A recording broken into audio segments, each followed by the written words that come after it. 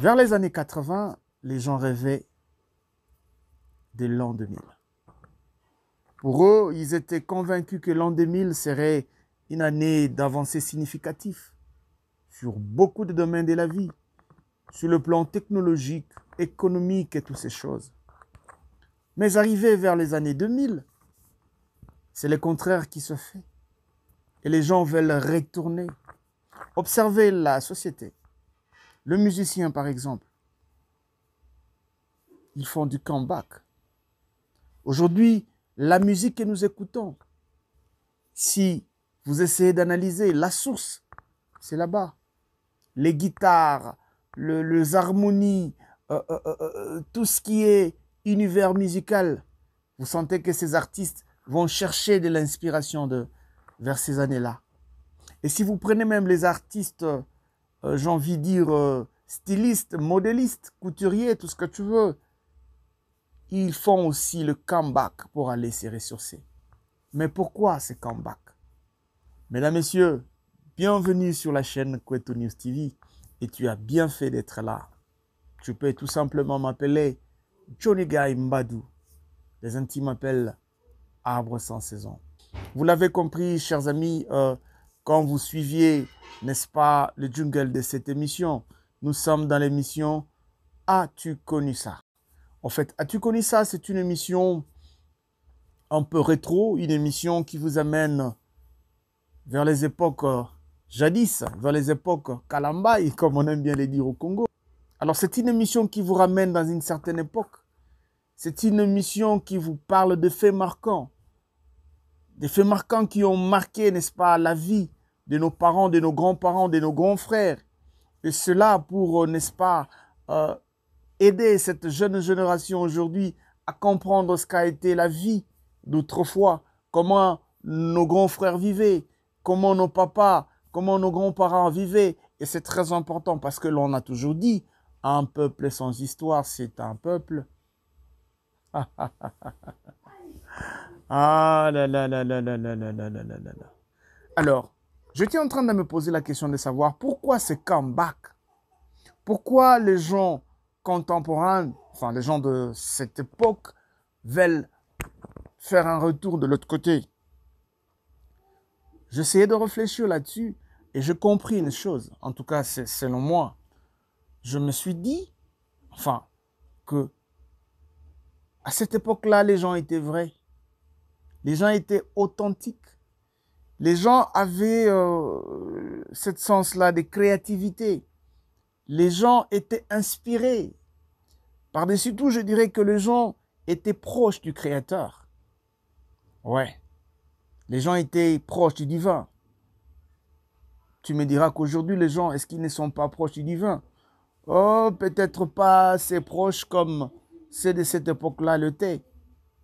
Parce que, voyez-vous, c'est comme si les anti-valeurs ont juste besoin du temps pour être valeurs. Je suis désolé de les dire ainsi. Ce qui était autrefois anti-valeur, mais aujourd'hui, au nom je ne sais de quelle liberté, ben, ça passe, hein? Les gens sont là, ils acclament. Oh là là, une flambée époustouflante de pédagogues. Je dis pédagogue. Bon, de toutes les façons, nous ne sommes pas là. Nous sommes là pour parler, discuter, échanger autour de l'émission As-tu connu ça? Et comme vous pouvez le remarquer, les décors ont changé. À mes côtés ici, j'ai une surprise pour vous, une surprise que je bien voulu garder pour vous. Alors, je ne sais pas, je vais un peu improviser en faisant un jingle là, un peu pour quand je vais ouvrir la surprise, hein, que ça soit un peu vrai, tu vois. Ta da da da da. Bon, ça c'est juste mon gilet, hein. C'est pas compliqué. Alors, chers jeunes, je vous présente la radiocassette. As-tu connu ça? Alors, c'est quoi une radiocassette? Voilà la question que bon nombre d'entre vous peuvent me le poser. Alors, je vais essayer de les définir à ma manière. Voilà, c'est un appareil électroménager qui nous permet d'écouter la musique, tout simplement. Alors, croyez-moi, ces belles manchins que vous voyez là, connues de beaux jours, cette radio que tu vois, a accompagné de mariages. Dans de fêtes, c'était terrible. Oh, c'était atroce, je vous dis. Dans de baptêmes, dans de collations de grade académique. Ouais, je dis collation, en respect de mon prof de linguistique. Oui, ces petits machins que tu vois, je ne sais même pas comment ça se passait. Rien que ça, vous aviez des gens autour de ça, c'était la fête, les gens s'enivraient, oui, s'enivraient, et même dans des cérémonies de deuil, ce machin-là était toujours là. Croyez-moi ou pas, c'était symbole de fortune. Ah oui. Quelqu'un pouvait acheter sa radio et cherche un très bon coin dans son salon, vraiment un coin visible, installe sa radio de manière à ce que quand le visiteur sera entré dans le salon, tout de suite, qu'il soit attiré. Et quand le visiteur pourra voir la radio, il se dit, oh, tiens, le gars, celui-là. Ah ouais. Et encore, hein, il y avait même des exhibitionnistes encore plus compliqués. Les gens pouvaient se promener avec la radio comme ça, avec les sons sans l'air, là, c'était compliqué. Ah oui, c'était ça la belle époque. Alors, comment elle fonctionne, la radio? Ici, vous avez la commande, pratiquement. Vous avez les boutons de commande. Ici, vous avez les équaliseurs, les EQ qui sont là. Ici, vous avez deux boutons qui vous permettent à sélectionner la fonction que vous voulez utiliser, soit la cassette, soit la radio, soit les lines et toutes ces choses. Et de ce côté, vous avez le tuning. Alors, nous allons un peu mollo pour que vous puissiez bien saisir. Déjà, on commence par la partie cassette. Si vous voulez jouer de la musique, à l'époque, écoutez, nous, on n'avait pas Spotify, on n'avait pas non plus YouTube, Vidmate, toutes ces plateformes de streaming et tout ce que tu veux. On n'en avait pas tout simplement. Donc, si vous voulez jouer de la musique, il fallait avoir la musique en dur. Vous vous rendez compte? Alors, on avait des cassettes. Les cassettes, c'est ça. Alors, c'est une bande magnétique, une bande cassette magnétique. Ça te donnait quelque chose comme 1 heure du temps de musique. Et vous aviez la face A ainsi que la face B. Donc, si j'ai pour vous de mettre la cassette, vous allez chez un disqueur, vous achetez un discothèqueur, un disqueur, je ne sais pas, les Français, des fois c'est un peu compliqué. Qu'est-ce que tu veux? Moi, je suis congolais. Alors, 30 minutes de musique face A, 30 minutes de musique face B. Et à l'époque, je me rappelle encore, hein, il y avait des cassettes qui vous proposaient des très bons sons. Et on appelait ça des originaux, sans vis. Mario Kalendi, tu te souviens certainement. Alors, et croyez-moi, faisons une petite parenthèse, croyez-moi, à cette époque-là, on écoutait des Poetic Lovers, on écoutait des Backstreet Boys, on écoutait du Westlife, on écoutait du Boyz II Men. Close your eyes, make a wish and blow a Ah oui, les beaux vieux temps. On écoutait du Kenny Rogers. On écoutait du Michael Bolton. On écoutait du Brian Dance. Please forgive me. Oh là là, le beau vieux temps. Et il y a mon papa qui aimait beaucoup Julio Iglesias. C'était même quoi la chanson? Fidèle, à notre amour je suis toujours fidèle.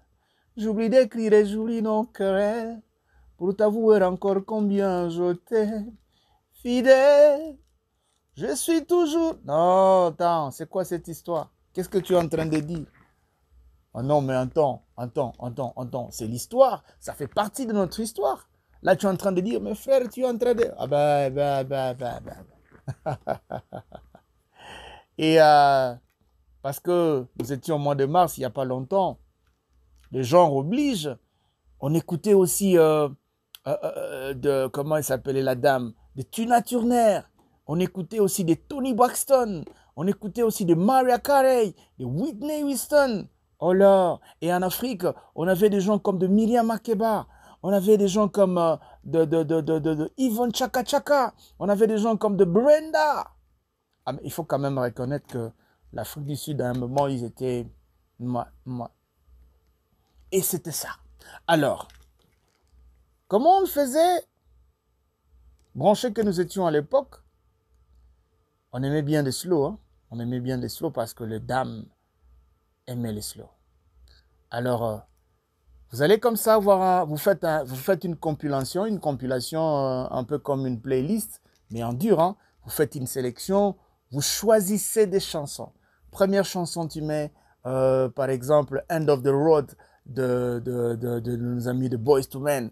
Tu mets là-bas. L'autre chanson, tu mets par exemple Carry Me de Michael Bolton. Donc, tu choisis des chansons qui savent faire fondre le cœur. Et là, tu amènes la cassette à ta dulcinée. Et quand celle-là va écouter la nuit, elle est en train d'écouter toute cette belle mélodie en train de valser son cœur. Et elle, pendant ces temps, elle pense à toi. Ah non, c'était tout simplement authentique. Et croyez-moi, on n'avait pas de téléphone. Il n'y avait pas de téléphone. Et comment on faisait pour de rendez-vous? Ah. Alors, je vous présente la radio. Je vous avais dit que ça, c'est la commande. Vous appuyez sur play et la musique commence à jouer. Bon, à un moment donné, tu peux te lasser d'une musique. Tu as envie d'écouter la musique suivante. Écoutez, chez nous, là, il n'y avait pas de next. Hein. Comme on le fait aujourd'hui, on appuie sur next. L'autre chanson, non. Vous appuyez sur FF, forward. Et là, ça commence à embobiner. Et là, tu essaies de calculer. Bah, là, c'est bon. Tu essaies de jouer. Non, non, non, c'est pas encore la chanson. Tu fais passer. Hein. Mais demande à John Palos, hein, le grand frère, il va te dire. Il va te dire. À un moment donné, on le faisait même manuellement. Je n'ai pas mon stylo avec moi ici. Tu pourrais mettre les stylos là-bas et tu fais tourner. Tac, tac, tac, tac, tac, tac, tac. Ah oui, hein. Ah oui, hein. Je te jure, c'était compliqué. Et une bête comme ça, ça te faisait 60 watts de son. Ça peut paraître un peu fou. Un si grand machin comme ça, mais 60 watts. Mais je ne sais pas comment on faisait à cette époque-là, 60 watts, c'était dit lourd. Parce qu'aujourd'hui, quand on voit ce que les Chinois nous proposent, avec leur dispositif Bluetooth, vous avez un petit machin là, mais en termes de sono, ça, vous sentez vraiment que les fréquences sont là. Vous avez la low frequency, la basse frequency, je vais dire. Le mid, le high, presence. Donc, tout est là en termes de son. Il faut reconnaître quand même que, bon, le chinois, à cette époque, il y a la performance. Mais, il y a un mais. La performance, j'ai envie de dire, dans la... Il n'y a pas la durabilité, en fait. C'est pas durable. Il y a l'euphémisme dedans. Quand vous voyez un machin comme ça, mine de rien, vous pouvez avoir 20 ans, 30 ans, comme ça. Et croyez-moi, il peut encore avoir 10 ans, 15 ans devant lui. Hein. Que voulez-vous? Alors, comment on faisait pour partager la musique? Ah, parce que c'est pas tout le monde qui avait quand même le moyen d'aller voir les discothèques et puis acheter des trucs et tout. Il y avait des cassettes qu'on appelait des cassettes vierges. C'est un peu l'équivalent des CD recordables. Hein, tu vois, il y a des CD qu'on peut quand même graver dessus, mettre des informations et tout. Alors, on avait des cassettes vierges. Alors, vous trouvez deux appareils radio, vous les mettez face à face. Pareil, une radio, j'ai envie de dire, vous faites le playback. Ça joue de la musique. Et l'autre, vous appuyez sur REC et ça enregistre. Alors, l'inconvénient de ce système, c'était quoi? C'était que une dame pouvait passer à côté, hein, et facilement, elle pouvait crier « Susanna, viens un peu !» Et les Susanna viennent un peu à chaque fois que vous serez en train d'écouter cette chanson. Arrivé à ces moments-là, Orobanda Oyoka, Susanna, viens un peu. Nous venons de loin. Mais à un moment donné, quand la technologie a avancé, on nous a proposé de radio avec double pochette, un peu comme ça. Donc, avec ça, facilement, vous pouvez mettre deux cassettes, deux bandes cassettes, et vous faites le rec. Ah, mais je te jure, c'était merveilleux. C'était merveilleux, mais pour les artistes, c'était un peu compliqué. Hein? C'était un peu compliqué parce qu'au niveau du droit d'auteur, c'était un peu compliqué. Mais toujours est-il que à cette époque-là, les artistes vivaient mieux parce qu'ils vendaient leurs œuvres. Quand un artiste sortait son œuvre, il vivait de ça parce que les gens achetaient. Il y avait cette culture-là d'achat. C'est pas un peu comme aujourd'hui avec les réseaux sociaux et tout, Internet. Oh là là, je ne sais même pas comment dire. Alors, ça c'était sur le plan, sur le côté, sur la fonctionnalité, j'ai envie de dire, tap. Maintenant, on a aussi la fonctionnalité radio. Et dans la fonctionnalité radio, vous avez de bandes de fréquences ici. Vous avez les SW2, SW1, MW et puis la FM. Alors, pour le plus jeune, comment je peux leur expliquer? SW, c'est un peu comme, disons, prenons un bouquet Canal+. Dans le bouquet Canal+, vous avez beaucoup de chaînes qui sont incorporées. Voilà, c'est un peu ça comme cette d'onde courte. Dedans, là-bas, vous avez beaucoup de stations de radio. Alors, quand vous sélectionnez, par exemple, une bande, et maintenant, vous avez ici les tunings. Et c'est là maintenant que vous devriez chercher l'émission, essayer un peu d'ajuster et tout. Alors là-bas, on suivait Radio France Inter, Africa numéro 1, la Deutsche Welle, on suivait La Voix de l'Amérique. Il y avait beaucoup de chaînes, beaucoup de chaînes. Et à cette époque-là, les gens avaient encore cette culture-là de suivre les infos. Bon, tu me diras qu'aujourd'hui aussi, les gens suivent les infos. Oui, mais je pense que les gens sont plus sur TikTok. Ils sont plus sur les réseaux sociaux que tout ça. Aïe, c'est quand même un peu compliqué. Et vous allez vous rendre compte que les gens de cette époque-là, ils étaient un peu formés. Ils étaient... bon, je n'ai pas envie de dire que les gens d'aujourd'hui... Enfin, nous sommes tous aujourd'hui. Mais par rapport à la jeunesse, je ne dirais pas qu'ils ne sont pas non plus formés. Mais il y a quand même une certaine nuance. Hein. Vous serez d'accord avec moi. Alors, c'était ça. La belle époque. C'était ça, les années Zaïre. Ah oui. Et j'avais oublié, ici vous avez un petit bouton. Si vous étiez un peu fan du les sons et tout, vous adorez un peu le bass. Ça, c'est ce qu'on appelait les X-bass. Quand vous activez ça, oh là là, il y avait quelque chose qui s'allumait ici, une petite lampadaire rouge qui s'allumait là-bas et vous aviez la fond. Vous aviez la musique à fond. Ah bah, qu'est-ce que tu veux? C'est ça la vie. Alors, avant peut-être de continuer, je me réfère un clin d'œil à une personne très spéciale. Elle s'appelle Madame Noëlange. C'est une Congolaise qui vit en Afrique du Sud. C'est une Congolaise animée de très très belles intentions. C'est une Congolaise qui se bat pour son pays, qui se bat pour des orphelins, qui se bat pour ceux-là qui sont dans les besoins. Et elle a une fondation qui s'appelle Fondation JNMK. Oh là là, vraiment, maman, puisse Dieu t'aider et te bénir dans ce que tu fais comme travail. Et elle a lancé, sa formation a lancé une formation à Kinshasa, une formation basée sur les nouvelles technologies de l'information et de la communication. Donc, pour ceux qui sont à Kinshasa, en tout cas, je vous invite massivement à vous inscrire. Je vais vous donner les numéros qui sont là-bas.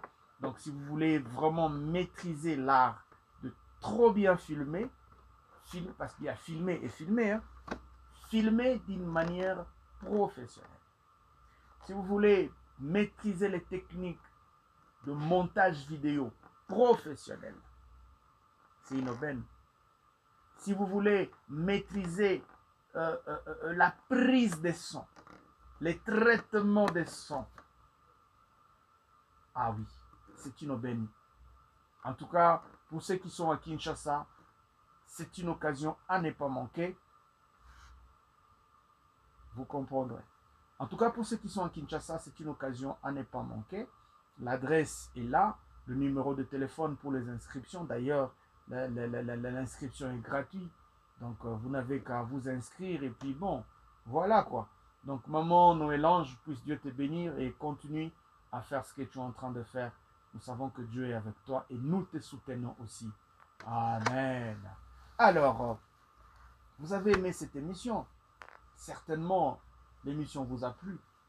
Dites merci à Monsieur Lai, un partenaire fidèle, un de grands électroniciens de la ville de Butembo. Ah oui, pour ceux-là aussi qui veulent apprendre le métier d'électronicien, il est là, c'est une personne chevronnée. Il va vraiment s'occuper de vous et kitoko. Alors, merci beaucoup, merci Lai. Prochainement, je vous fixe encore rendez-vous à très bientôt. Alors, d'ici là, portez-vous bien, soyez zen, soyez cool, propagez l'amour à côté de vous, aimez-vous les uns les autres, soutenez ceux-là qui sont dans les besoins et priez pour ce pays, le Congo, notre Congo. Oh oui.